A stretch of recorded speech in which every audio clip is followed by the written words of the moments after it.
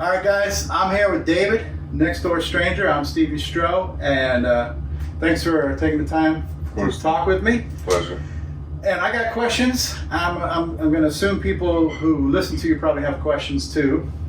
So why don't we just start with when did Next Door Strangers start? When did you start doing that? Okay, so Next Door Strangers was essentially me transitioning from being a solo act. I used to rap under the moniker Definite One in Orlando, and it was a collaboration with me and my younger brother. Okay. He's a guitar player and did his own production as well. He was in various bands. Next Door Strangers came about circa 2011 was our first attempt at making songs, and some of the songs from those sessions wound up on the first Next Door Strangers album, Shoot the Cook, which we put out in 2012 or 13, somewhere in there. Okay. So you've been around for a while. Yeah, I've been around for a while. Wow, like 15 years now, which is pretty good. And like, what platforms, where can people hear you? I'm on all streaming platforms, Spotify, Apple Music, YouTube, you name it. All those records that we put out under that moniker are available for streaming. Working on some analog, some vinyl to put out for the new record that I'm working on. That's cool. Yeah, that's cool. Feel people know. Yeah, I want sensibility. So. Classic. What got you into doing hip hop, rap music? I mean, I'm guessing like most people, I was a fan. Okay. I grew up, in the 90s listening to a lot of classic, boom bap, your classics, Nas, Tupac, Outkast. Yeah. Down, in the South or in Florida, listening to a lot of that stuff, Goody Mob, Okay. So some of the influences, and then I started writing poetry. Okay. First before there was anything musical involved. So it was, of course, as a fan first. Right. Yeah. Have you always been a fan of the hip hop genre? When you mentioned you did music with your brother who plays guitar, do you like other music too, like rap or country or anything else? I mean, like rock and roll or country or classical and stuff like that too? Yeah. Aside from being a huge hip hop head growing up, I grew up with a lot of the alt rock and you name it, and then like the stuff my father was listening to, classic rock, and even getting into some of the new wave stuff, The Cure and all that, going back into the 80s. Okay. Industrial. New wave, yeah.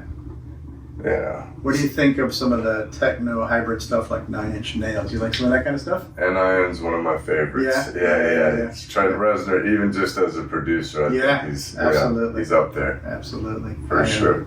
So I'm a little bit older than you, and I remember the first wave of rap music starting with like Rappers Delight, hip hop, hibbity, right? So, and then the original rap was mostly East Coast New York stuff, LL Cool J, Run DMC, and I liked all that stuff. I mean, it was brand new music, the world never heard it. It was really good stuff, and I like it all. But kind of like you, my favorite is 90s. And everything I like is basically everything that Dr. Dre has done, from NWA, Dr. Dre, Tupac, Snoop Dogg, and even Eminem. I mean, I just like all that style music. And not only do I like the style of how they rap, but I like the music, the production, how they added grooves and more music. It's less of a beat or a sample and more of production.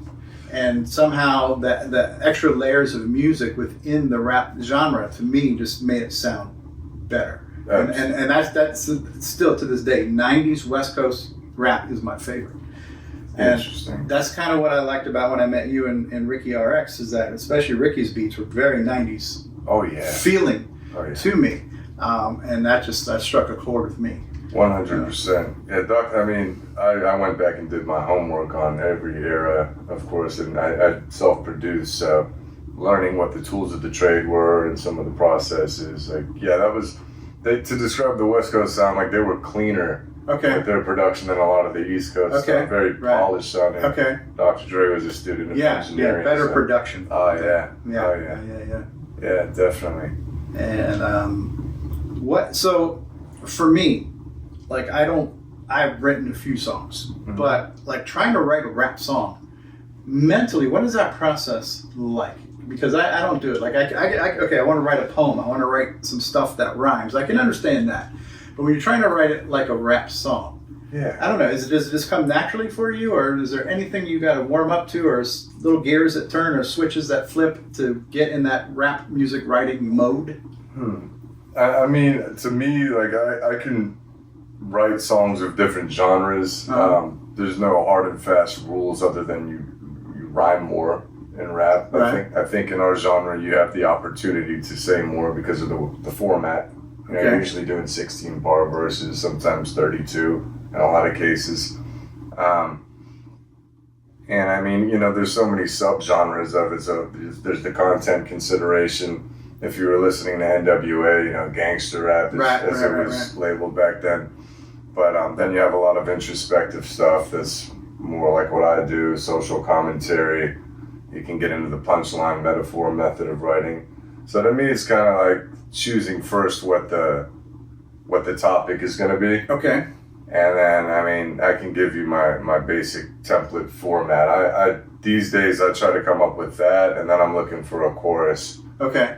And the musicality of how I'm going to say it to the music. Right. Let me clear that up, because some people don't write to music. Okay. You know, some people just pen and pad and they assign it to music later. Okay. Maybe it's a product of self-production. I go through my music, you know, beats. Okay. And then I'll go, okay, that one's inspiring sounding. What is it saying to me? Okay. Then the topic, then the chorus, fill in the verses. Okay. That's sort of my go-to. Right, and chorus is something that rap hasn't always had, especially like the 80s rap. It was mostly verse. Yes. So having the chorus or having that hook, and then, you know, now you have all these people who get featured. You got featuring. And, you know, Eminem's got a lot of stuff where he featured people on his stuff, like Stan and stuff like that. And then Eminem's actually been featured on other things. So having that chorus or having that different voice come in to add something kind of off to the side of that just normal verse thing, that makes it more like music, or like more like traditional songs that most people are used to versus rapping, which is just rhyme. Yes. So I like that structure. Yes. Having a, you know, kind of a verse, bridge, chorus, verse, chorus. That's kind of like how pop music is structured. So yes. How hard is it to remember all your lyrics? 'Cause you got a lot of songs, you got a lot of lyrics. Like I songs that I've known for 30 years, I still have a hard time remembering songs I've heard my whole life. So how do you remember your catalog of stuff? It could definitely be trials and tribulations. Yeah. Not repetitions within a certain time frame help. You know, there's certain songs that I've played so many times where it'd be hard to forget them. Right. And then, you know, even tonight, if we go play and I want to do one that I haven't done in a while, I'll probably have to hear a few times, you know, back. Yeah. But there's something to be said for, again, the musicality. Sometimes when the music comes on, it triggers the memory. Right. Or the first, you know, sentence or bar will kind of trigger you to remember the next. Okay. So, yeah, it's like pattern-based memory, I guess. How much, how would you say percentage-wise of your music is like just there, you can pull it out? Would you say you got 80% of your stuff memorized that you could pull out on a bet? Or I think I used to be able to do that much, and over the years, I think my memory got worse. So, you know, again, if you were to play the music to it, gotcha. It would seep out. So if I asked you to freestyle it right now, it might not come out as much. But certain songs I could do, and certain songs I'll give you a blank stare and start pondering what's bar number one. Right. You know? Right. I don't know, 30%, 40% probably, if we put a number to it. When, as far as your favorite artists now, let's just start with rap artists. And what should I be calling it? Should I be calling it rap? Should I be calling it hip hop? Are they the same? So are they similar?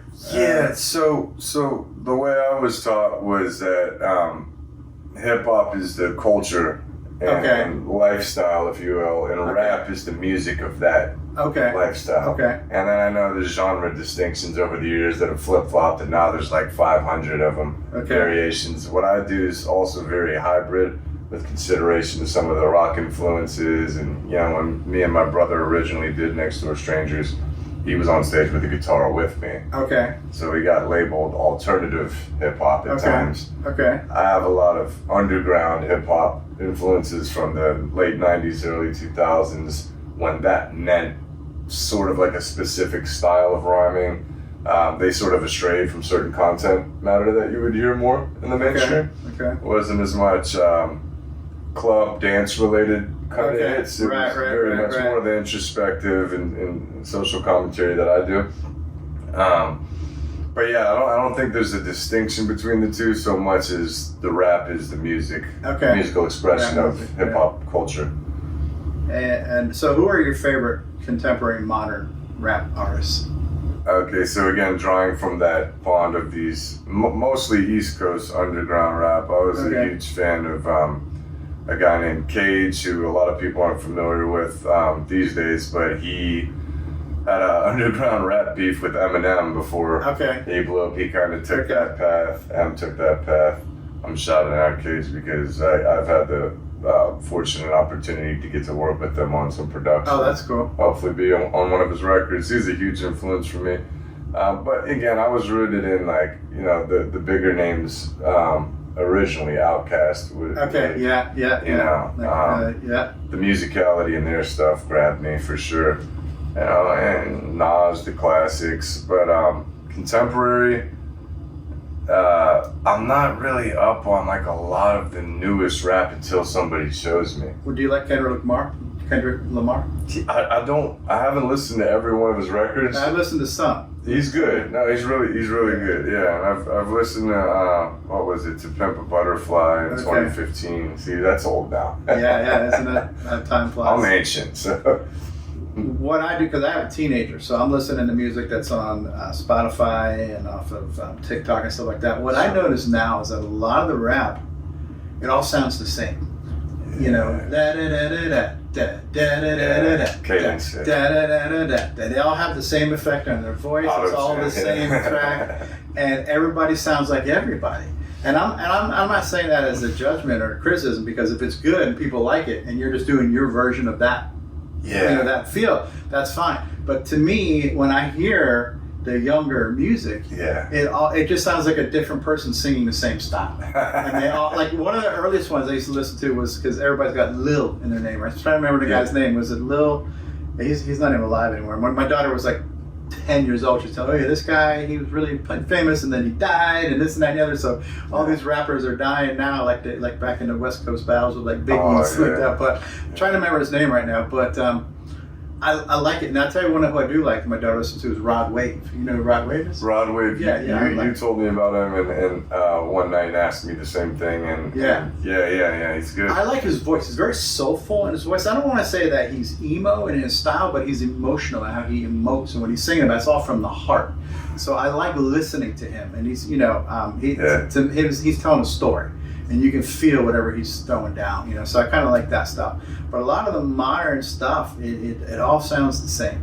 And I'm older, so I still listen to older music, but I love music, so I always keep my ear open for something new.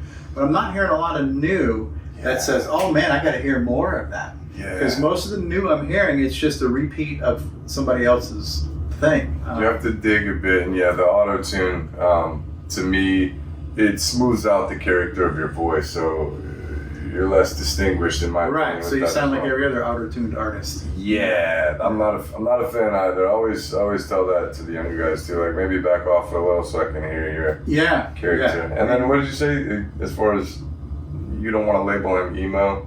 Rod Wave. I'll say he's soulful.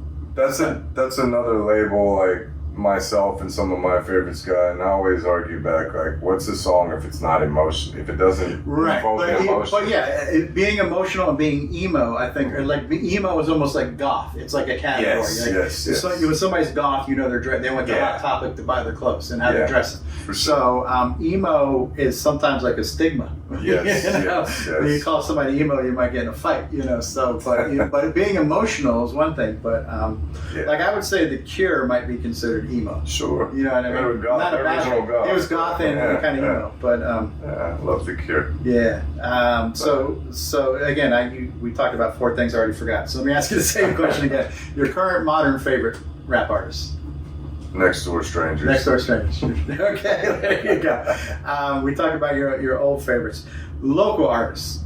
Who are some of your favorite local artists? So just coming here. I mean, I've only been in this area, the Treasure Coast, for 2 years now, and met a few of them, Ricky RX, Malik's Music Factory, or some of the guys who I met initially, and that, we choose to perform together for a reason. We like each other's stuff, we respect, one another. I'm producing what's going to be Ricky RX's first album. Okay. He's had a lot of songs for years, but it's never the album format. Okay, so, I'm like, come on in, we'll pick out some beats that fit to what you have, and obviously he's hosting the Sunrise Cypher, which is bringing a lot of these artists together.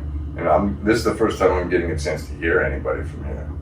This year. So, yeah. So you've been here that long? It's surprising, yeah. So I met you guys a couple of months ago at the Cava place. Yeah. That's cool. But I like what you're doing. I like what Ricky's doing. I just heard Malik the other night too. There's a lot of artists who, and so far all the artists I've heard here locally are all good. There's talent. Everybody's got surprising level of talent. Yes. Even the people who are just singing karaoke, they're good singers. Yes. So while everybody is really good as an artist, I would say what I like about what you and Ricky are doing, who I've heard the most now, is I just like not only your level of talent, your artistry, but just the quality of what you're doing. You just sound like it legit. You sound like you should be a national recording artist. Like you should be, you should be all over the world. That's how good I think you're sounding as far as the quality and the integrity of what you're doing. So you're definitely, you're operating at that level, and which I think is really cool. So like, what is it like to be discovered and be heard and to get your stuff out there in the world? What is that process of this, spraying the canvas? Yeah. What are you doing, and how's that working, and that kind of stuff? Like, if somebody, if I wanted to be an artist today, and I just wanted to get on Spotify and get on these places, what are you doing to get out there? Well, it's one thing to record your music. It's one thing, write it, record it, and it's pay to play as far as if you want your stuff on streaming or not. You register, you get with the publishing company, and then you can load your music online. As many people do. It's another thing to play it live. It's yet another thing to market it. I guess we should backtrack a second to want to show it to anybody else. I've met a lot of the younger guys who are scared to show their work. Okay. And that's how I used to be. I have libraries full of music that nobody else's ears have ever heard. Maybe it's for the best in some cases, but yet now it's just at a point where it's like, I do this. So it's an eye of the beholder whether people think it's good or not, but I'm not scared to show people what I can do and what I've done in the past. And so you asked what the process was. It's just pretty much like when I think it's polished enough on my part to perform live, then I perform it. Polished enough to call it a record, then I'm going to release it. Okay. The social media outlets are the biggest way that people's awareness of an artist spread. Right. I think nowadays, aside from discovering them in person. So, right. My presence on social media has been hit or miss throughout the years, and now I'm starting to be more active on there and kind of show where we're at and what we're doing. Right. Mm-hmm. Yeah, I've seen you out live, and I might see you again tonight, hopefully. So I like hearing you guys. Appreciate it. So when you mentioned you're on all the streaming platforms, yes, and so when you're out there, I imagine you got a process to inject yourself into these platforms. Are you able to track how many people are listening to your songs? Like if you have a YouTube channel, you can see how many people have watched your video. Yeah. So you can track that. Yeah, absolutely. Yeah. And are they tracking pretty good? It kind of pendulums depending on how active I am. Okay. You have a dashboard on all these little apps now. Okay. The artist dashboard, and it can show you, what happens based on what you release, and the metrics. It's almost like sports. Like everything's trackable at this point. So it can kind of get in your head too. So, obviously, we all want the numbers to go up. We all want to be heard and viewed by as many as we can. But I also learned not to, let that be discouraging from the process overall of what we're doing artistically, because, the views and likes thing doesn't always translate necessarily to sales or being booked or collaborations either. It's interesting. Yeah. And so, if people want to find you, what's your social media tags? It's Next Door Strangers on any. I think it's like Next Door Strangers _ for IG, for example. But on any of them, if you type in Next Door Strangers, you're gonna see this logo or this logo. And that's gonna be my page on all of them. So yeah, search for Next Door Strangers online, people out there. There's a million questions I want to ask you. We don't have to get into the super technical stuff, but I'm just curious on the production side. You talk about making your own beats and making your own tracks. So without getting into the software specific, explain to me that process a little bit. Like, what do you do when you want to sit down and make a track? Okay. So yes, it's various software throughout the years, but in various methods. Sometimes I used to start with the drums. Okay. There was a time when I started with finding a sample, whether it was from a record. I mean, typically it was digital during my era. I was ripping stuff off of LimeWire. A lot of the kids rip stuff off of YouTube these days. I've taken the liberty to sample shit from there, and it really depends. And then I got into like playing the keys enough to where I'm almost creating my own samples, if you will. You're making your own little... Yeah, like composing. Yeah, that's cool. Mm-hmm. And then once you've got something recorded, you can mangle it and twist it, especially what I like to do. I like to dirty stuff up a lot. Yeah. I like to do my own drums more than I like to sample break beats per se. Okay. And just use, I don't really like pre-recorded loops. I've done it, but I like to program my own drums even now. If I have musicians, that's yet another method that, Next Door Strangers originally was me and my brother. And so I'd say, let's get this riff that's infectious. Right. I want that first, and I want to build around that. Right, okay. So when I have a musician who's talented, who has a Jamie, or somebody like that, sad ukulele nerd. Yeah, shout out to Jamie. She's the best. I try to get them to play something that they like, and then I can turn it into, just riff on it. Yeah, I mean, they can play something happy, and I can strangerize it. Like we did something at Priscilla's where Bodie was playing it. And you're like, this is like a more brighter version of my song. Yes, and I did that. Yeah, that was kind of cool. Yeah, but to me the process is fascinating. So, like I used to hang out around the rock and roll scene, like around the 90s, and so I ended up becoming friends with all the bands. Everybody who played in town, I got to know them all. Right. And then I got to see how they rehearse for live, but how they're recording and how they're doing stuff on the multi-track. And back then it was on a DAT tape. You had to, I remember one time it's like, you gotta go get me a DAT tape. I'm like, what the hell's a DAT tape? And it looked like a damn VCR. If anybody even knows what a VCR tape is, it was like a big ass, like a VCR tape, but it was this DAT tape, digital audio tape, that they were like mastering stuff down to. I was like the first time recording stuff. This was like back in the 90s, but my friend, it was funny because he was a really good guitar player. They were a rock band. He got like in an accident, but got a really good lawsuit. So he got the money to buy the major home studio. Right. And so he bought the top of the line recording gear and the big rack of processors for his guitar. So I got to see how they recorded their stuff in their home studio. So I like understanding the process, because I'm like a techno nerd, so I love the technical bits on how the stuff's put together. I can have you come record a session someday if you want. Yeah, we should do that. We'll do a breakout video of like just watching you on your screen.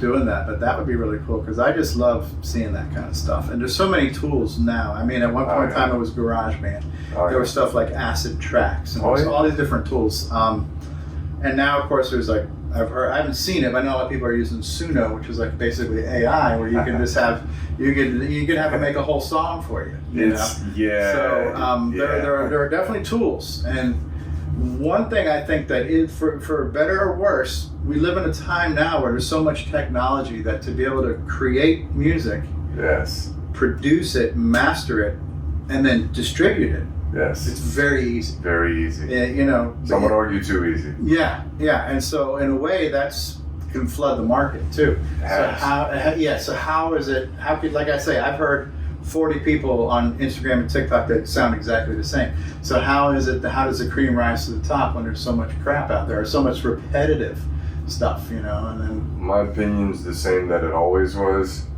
which is that you don't use Suno. Don't use Suno. Okay. And you know, if everybody's doing something, they're usually doing it because somebody broke through doing it. And to me, it's always been like, that already exists. So now you're chasing something that already happened. Right. By the time you were to even hypothetically hit the radar, that song's 2 years old, that sound is 2 years old. Right. And you're in line with the other clones, so to speak. Yeah, true. So I've always thought, you know, and I've gotten to many a debate with people about it, that the best thing to set you apart is if you have your own sound. Yeah. And look at everything else. Visuals are the same way. And definitely in a perfect world, that's 100% true. But I would also say if somebody just wants to get their feet wet and get something going. Yeah. So here's a really interesting sound bite that I've seen this come up on my feed a few different times now. Mm-hmm. But it was a Prince doing an interview. Mm-hmm. And it was talking about how they had asked him if he wanted to have some of his music on there. You remember Guitar Hero? Yeah. So everybody's on Guitar Hero? Yeah. And he was like, I don't want to be on Guitar Hero because he felt that the greatest thing somebody could do would be to learn to play a real instrument, because producing music and creating music is the most wonderful and fulfilling things. I agree. And I agree with that too. And again, but I see both sides of this because, but to play an instrument, you've got to devote time. I agree. And for me personally, I've been a frustrated musician my whole life because I've not devoted the time. I've wanted to play guitar. I've wanted to play keyboards. But I've never been able to devote that time. So I've always been frustrated. So, but I know the value and the feeling of when you do it, how good that feels. Yes. But on the other hand, somebody who maybe would never even consider trying, and let's say they tried Guitar Hero or they tried Suno. Yeah. And then they created something, and then they could say, okay, that was great, that was easy, but now I want to challenge myself. Sure. And now I want to do something. So I think having these tools, you could go different paths. You could be the AI robot song person your whole life and still make songs, and you still get some enjoyment from that. But there might be some people that maybe played Guitar Hero or did AI and then said, but now I want to be a real artist. I want to be genuine. That's the point of inspiration. So I think these tools are great, but like any other tool or technology, it can be abused and misused. Mm-hmm. And I'm grateful now. I've considered for myself Suno only because I've got a lot of original songs that I've written that I'll never be able to get the music to. So I was going to sing and then have it make the music to my singing. To get the song created and then try to get a band to help me play it. So that was my motivation. But I've got songs that are in my head that will never get out of my head. Mm-hmm. But something like Suno might be able to help me do that. But even though I'm not a great singer, for me, my pride is it's got to be my voice. Mm-hmm. And I don't want auto-tune, I don't want effects. If I suck, I suck. Mm-hmm. But because I don't have a band, mm-hmm. I will borrow technology to get it there. Get some people to hear it and people like it, then I'll say, hey, help me make this for real. Mm-hmm. And let's do this live, mm-hmm. Ultimately. So that's kind of, I was thinking, as a hybrid approach for me. That's on my map to do personally. So the professional bands that I know who use it kind of like that. Yeah. They do a composition in Suno. Like kind of prototyping.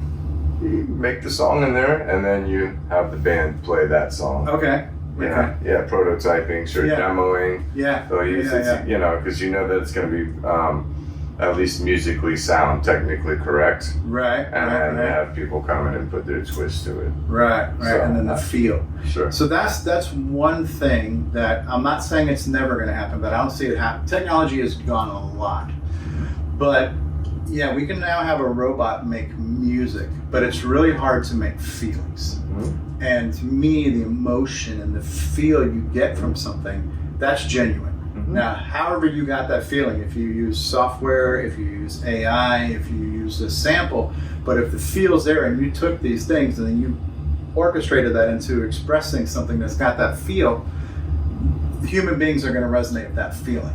And I'm not sure AI is ever going to get to the point where it's going to create something where we're going to say, oh my God, that's pulling on my heartstrings. You know what I mean? I'm not saying it can never happen. I'm not sure that it's there. I would say if it's going to happen, we're probably 5 years from it being there. So you ready?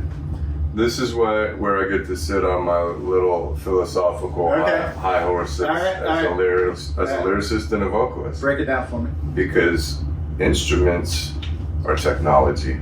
True. The only thing that's not is our brain, what we come up with, the emotions that we feel, and our vocal cords. Okay. So, I think that's that's what it can't do. A robot doesn't feel anything. It can write song lyrics for you. Yes. And it's drawing from experiences of other human beings, but it's already one step removed from directness. Right. The same with and it's getting pretty convincing with its emulations of voice. Okay. But the pain, the joy, the ups, it's not gonna express that, from me to you. There's a barrier. There's an instrument barrier to play the bass note, to get it into your ears. There's a guitar, and now there's a computer. The only thing that's not that is what comes out of our human body. True. I'm not a musician. I never was. I'm a frustrated one like you. I want to play. I bought a guitar. Yeah. I get little samples out of it. I got a ukulele too, so I bought it, and it's sitting on the wall. It's on a stand, right? So. As the robots and AI, this has been a hot topic with me for 15 years. It's even more in vogue now, obviously, but as we go towards that frontier, I'm just that's the last thing that's... Playing it all live is its own thing, obviously, too, versus studio creation. But right. When you break it down, everything is tech except for what comes out of our human body. Okay. Fair. My opinion. Right, so a guitar is technology, a piano is technology, but a human being is still putting feeling into that technology. Right. Beatbox. Right. Drum on your legs. An airbrush is technology, but an artist can do stuff with it. Sure. So you've been doing Next Door Strangers for like 15 years. How long were you doing stuff with your brother before Next Door Strangers? So the gateway to that was he was in various bands in Orlando, in the Orlando scene. Okay. And, back from when he was in high school. He actually started doing music before I did. Okay, and he's your younger brother? Younger brother. Okay. Yeah, by about 5 years. But he started, playing in bands in school before I did. I always just wrote various things, and again poetry, and then I got into the hip hop stuff pretty much right after, towards the end, and after high school, and when sports ended for me, and then so I would sample stuff that he was doing in these bands. I listen to it, and I go, what if I combine that with what I do? Okay. Okay. I want this hybrid of these compositions my brother's making, because I think he's got the ear for the type of stuff that I like, and I would sample. So maybe, let's see, I probably started sampling his stuff circa 2007. Okay. So there's probably going back 20 years. Yeah.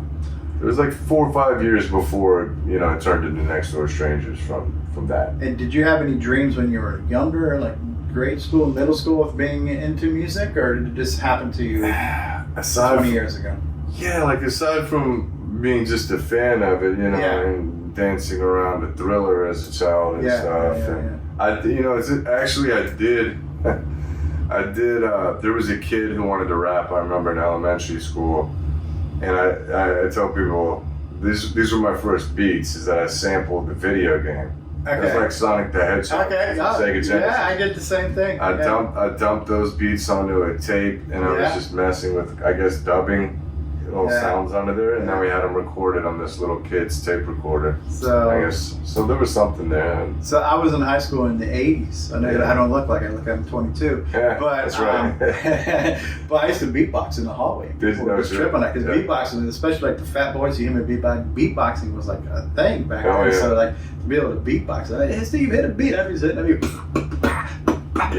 just hitting that beat, and then people would just come around. We would just kind of just rap in the hallways between classes and stuff. So but I didn't have any dreams of being a musician or anything. But I just whatever was cool at the time, But beatboxing was cool, and for me, one of the best breakout bands was hearing the Beastie Boys for the first time, and that was some crazy stuff, because from what I understand, they actually started off as like a punk rock band before they started doing rap music, and so they combine like rock and rap. We got some crossover. Yeah, sure. Yeah, and so like Run DMC, Rockbox, and then Run DMC, Aerosmith, Walk This Way, some good crossover type stuff. So that's like we get, and we got the comparisons, Linkin Park. I love Linkin Park. Unfortunately, got to see them live.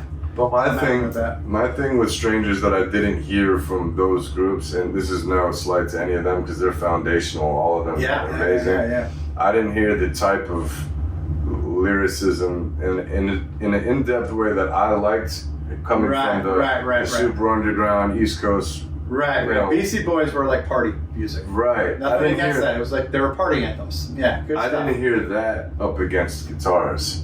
It was always like Limp Bizkit or some new metal. Right. I'm like, I want my version of it to be none of that. It's influenced by all of it. Yeah. But I wanted to approach it like somebody who is listened to like an MC, but has the backing of the live guitar feel. Right. And then we've done all kinds of stuff since. But. Yeah, that's cool. I love the Mac. And then another musical genre I'm not super crazy about, but country music. Mm-hmm. I like some of the newer country that's got kind of a hip hop beat to it. Use 808s and everything. I can't make the distinction except there's the southern accent. Yeah. So it's southern accent rap. Yeah. But I like that music is mashing up. That's cool stuff. So if somebody right now wanted to start getting into being an artist and they're on the fence or whatever, what would you say to somebody who wants to start being a rapper or a singer or do poetry or whatever? What's your advice to somebody right now who wants to just start doing something? Obviously this is going to be dripping with my subjective opinion and wishes. Okay. Do what you want to do, and obviously you'll have your influences, but don't aim to be like anybody else, I would say. And for the love of God, hear me, for the love of God. Love of God. Don't let it outside of your house until you're in full agreement with your friends and your family, and they're like, you're good. That way nobody has to sift through your shit to get to mine. Good luck, kids.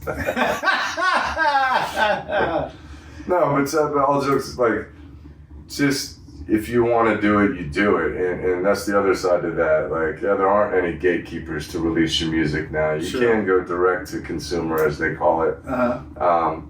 But I do notice with the kids, maybe because of that, then you have this layer of apprehension to wanting to get started.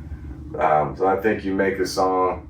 Don't be like me either and have 5,000 incomplete pieces. Make stuff start to finish and then decide whether or not you and anybody else likes it afterwards. Okay. That's some advice for you. All Finish your shit. Yeah. Finish your shit. Yeah. And would you suggest they do things like going to open mics and try stuff out for people? Yeah, I think that's great. Because that the social element, and I could tell you from my own personal experience, I make a lot of music by myself. Mm-hmm. It's a different feeling completely playing live amongst other musicians and people who want to hear. And it's the same way in the studio. Yeah. I miss that. Everything pre-pandemic, there's a lot more of that. And then, no knock to the collaborations that have happened cross-world. Right. I've got artists I work with across the country, but it's not quite as fun. Yeah, true. Not quite as fun. Yeah. Something about being in the same room. Right. Yeah. Yeah, and nobody's asking me, but I'll throw out my 2 cents on that. But I would just say, if you want to do something, just do it. One thing, and everybody's going to be self-conscious. And even artists that I listen to that are good, they are going to hear all the mistakes and they're going to think, oh man, that was crap. Because the better you get, or even at any point, I think most artists are going to be critical of themselves. So I've always been my own worst critic in anything I've done in hobbies or my career or anything else. So you're going to be critical of yourself, but you don't, like you said, don't be intimidated to do something. Get to a certain point where you feel it's good enough, and then try it out, like you say, for your friends and your family, and then try some open mics. And what I will tell you about the open mics, which is where I met you, and I'm meeting a lot of people, these open mics are pretty safe, supportive atmosphere. It's not like the old times, like Showtime at the Apollo, where people are going to boo you and you might get shot or something. You know, it's pretty supportive. Very much so. And not everybody's perfect. Not everybody's pitch perfect. And but they go up there and people show them respect and even give them applause, and it's a very nurturing environment. So it's safe. I feel right now the open mics they're going to are safe places to develop and try things. So I would say try some open mics, do some stuff. I mean, people have gotten famous on TikTok, so throw your stuff out there on TikTok. But another thing too is that the internet is not a safe, nurturing place. No. So anything you throw on social media, once you're on the internet, you are fair game. So if you have a thin skin, you might want to be careful about that. But I would say to anybody who wants to do something, just do it. Just try it and keep trying it. Don't give up. And if you got a dream, follow that dream. It's applicable to anything. Right? Yeah, absolutely. You know, that's what it is too with the apprehension to release stuff. It's just like any walk of life. It's the internet visibility factor, and it is a cruel place. But listen, if you got a comment section full of people talking shit about you, chances are you've got some traction. So that's true. You know, that's true. Haters gonna hate. Exactly. Right. That's cool. Do you have any final thoughts? We'll wrap this up. Any final thoughts?